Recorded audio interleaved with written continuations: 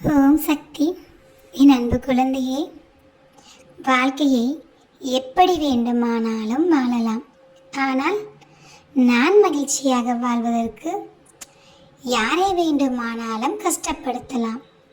அப்படி ஒருவர் கஷ்டப்பட்டாலும் அதை பற்றி எனக்கு கவலை இல்லை. நான் நன்றாக இருந்தால் போதும் என்று வாழும் பலர் இந்த உலகத்தில் இருக்கத்தானே செய்கிறார்கள். அவர்களுக்கு சிறு சிறு பிரச்சனைகள் தான் இருக்கும். அப்படித்தானே என் பிள்ளைகள் நீங்கள் பார்த்து கொண்டிருக்கின்றீர்கள். என் பிள்ளைகள் அனைவருமே இப்படித்தான் வாழ வேண்டும் என்ற ஒரு கொள்கையை வைத்திருப்பீர்கள். நேர்மையை மட்டுமே கடைபிடிக்க வேண்டும், நல்லதை மட்டுமே செய்ய வேண்டும். அப்படி ஒரு வாழ்க்கையை வாழ்ந்தால் போதும் என்று வாழ்ந்து கொண்டிருப்பீர்கள். ஆனால் ஏராளமான பிரச்சனைகள் உங்கள் வாழ்க்கையில் கொட்டி கிடக்கும். அந்த நொடியில் உங்கள் மனம் தடுமாறும். இன்னொருவரை பார்க்கும் பொழுது அவரோ மற்றவர்களை காயப்படுத்தி கொண்டு அவர்களின் வாழ்க்கையை சந்தோஷமாக வைத்திருப்பார்கள். அவர்களின் வாழ்க்கையிலும் பிரச்சனைகள் இருக்காது. இல்லாததை போல் உங்கள் கண்ணுக்கு தெரியும். அதனால் நீங்களும் சில நேரங்களில் இப்படித்தான் வாழ வேண்டும் என்ற கொள்கையை எதற்காக நான் கடைபிடிக்க வேண்டும், அதை என்னை விட்டு போக வேண்டும் என்று நினைக்கிறேன். போதும் அம்மா, போதும். நானும் எனக்கான நேர்மையான கொள்கையை பயன்படுத்தி வாழ்ந்தால் பல பிரச்சனைகளை சந்தித்து கொண்டிருக்கின்றேன். இன்னும் எதற்காக நேர்மையாக வாழ வேண்டும்? நானும் மற்றவர்களைப் போல வாழ வேண்டும் என்று ஆசைப்படுகிறேன். அதனால் இந்த நொடி முதல் என்னை மாற்றிக்கொள்ளப் போகிறேன். யார் எப்படி போனால் எனக்கு என்ன? நான் நன்றாக இருந்தால் போதும்.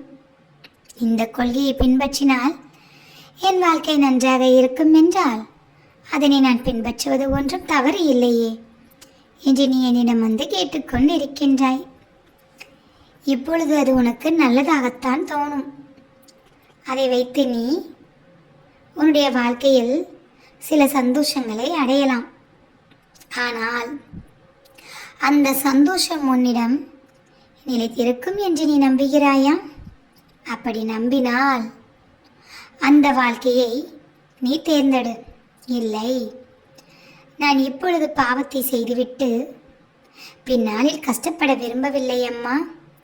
அதனால் எப்பொழுதுமே நேர்மையை மட்டுமே பின்பற்றி புண்ணிய காரியங்களை மட்டுமே செய்கிறேன்.